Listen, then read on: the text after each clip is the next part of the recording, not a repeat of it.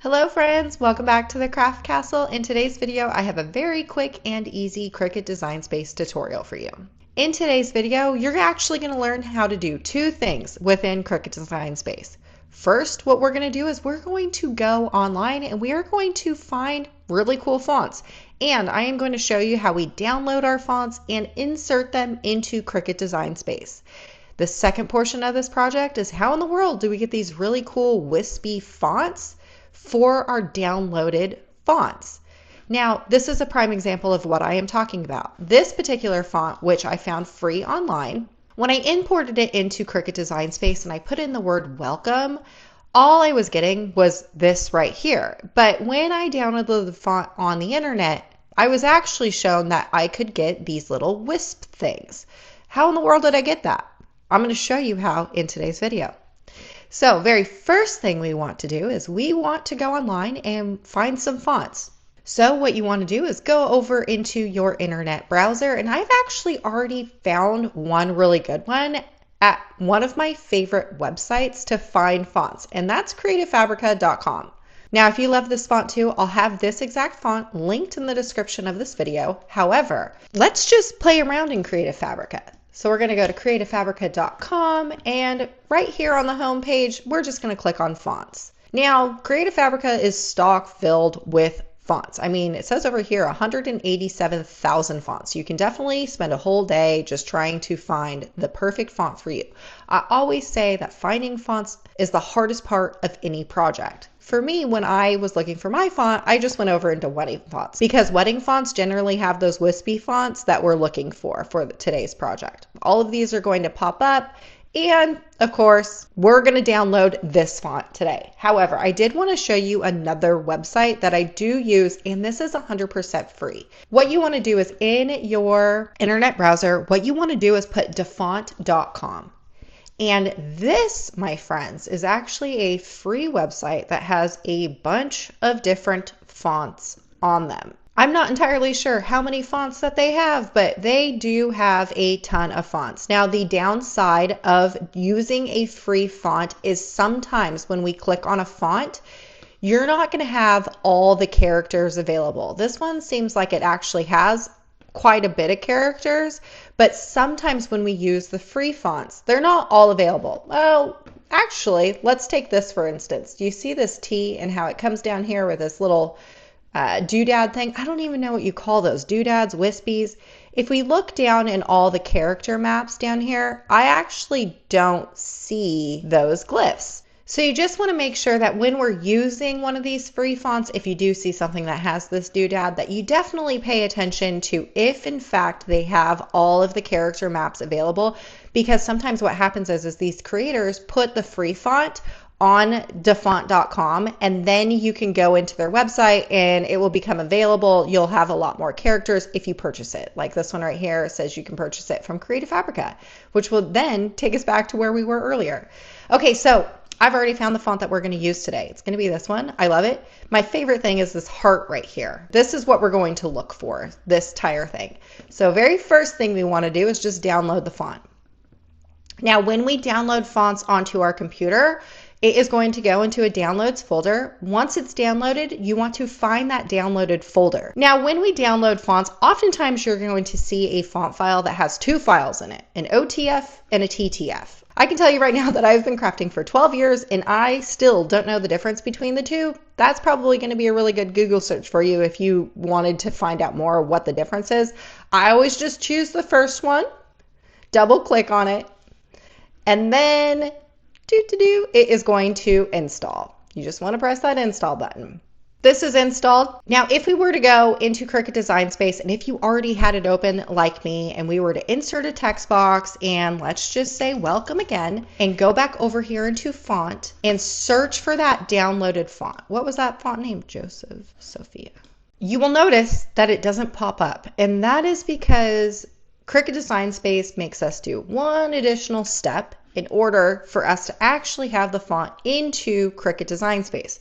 Now here's the deal. If you actually did not have Cricut Design Space opened before downloading the font and it was completely closed down and then you were going to be doing a hard open for Cricut Design Space, you're not going to have to do this step. It's already going to be there for you when you open it up. However, if you are like me and we already had a window open, what you need to do now is come up here to the very top. You're not going to be able to see it, but there is, for me, it says Cricut Design Space, and then I have a File, Edit, and View. You're going to click View and you're going to click Force Reload. The other thing that you can do is I'm on a Mac. What you can do is coming down here on your icons of your computer, you can right click and just quit. This hard quits your Cricut Design Space. And then you would just open up Cricut Design Space again. So again, if you did not have Cricut Design Space open at all on your computer and you were doing hard opening Cricut Design Space, you did not have to do the force reload. That's for only the people like me that already had a window open. So Cricut Design Space is now loaded up. So all I'm going to do is go back over into New Project. Now what I'm going to do is let's just put in a text box. And remember what that thing said over here? It said Joseph, Heart, Sophia. So let's go back over here and let's just do Ashley and Matt. This is my name. This is my husband's name. Okay.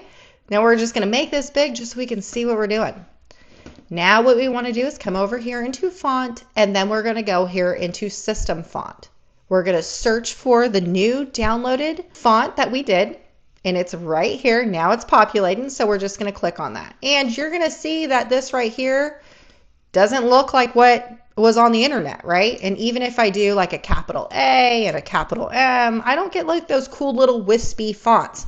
And no matter how hard you try, you're never going to be able to find them within Cricut Design Space, because what we have to do is we actually have to import those little doodads into Cricut Design Space. It is not that hard.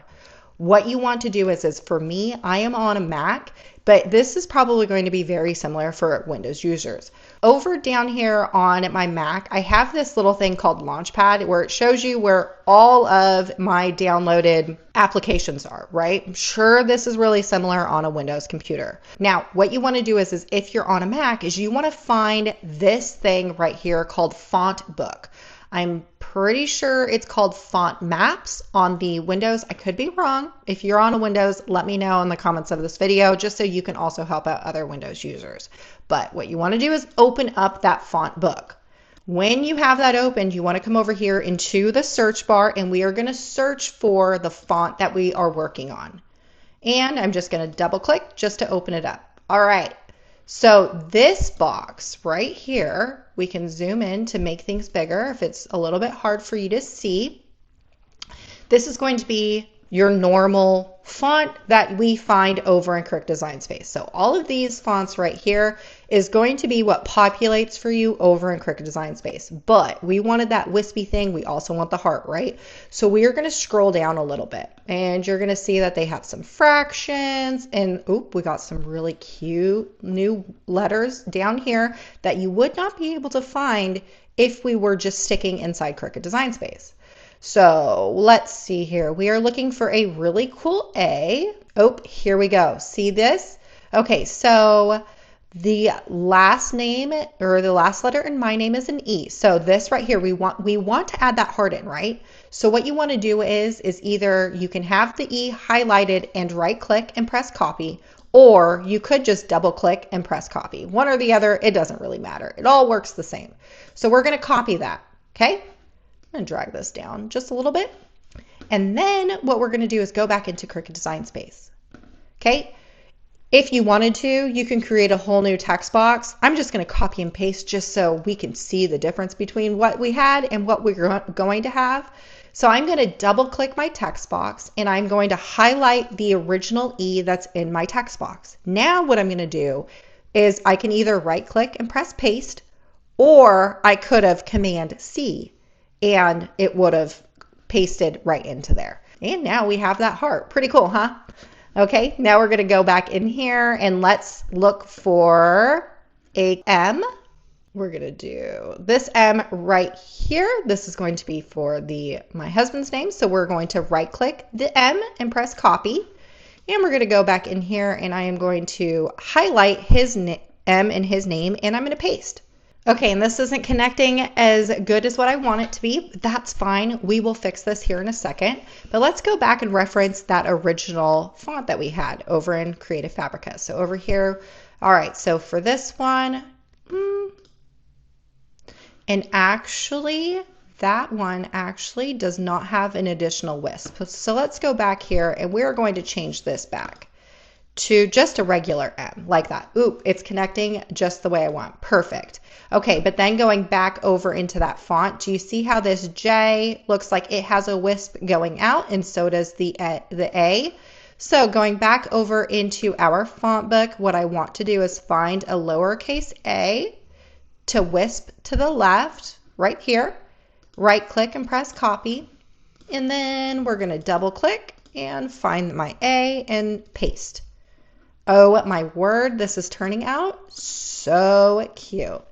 And then we can come back here and look for that T. This one, right click, press copy. We're going to come back into our font, our text box, and we're going to highlight the last T, paste. And let's just make this smaller.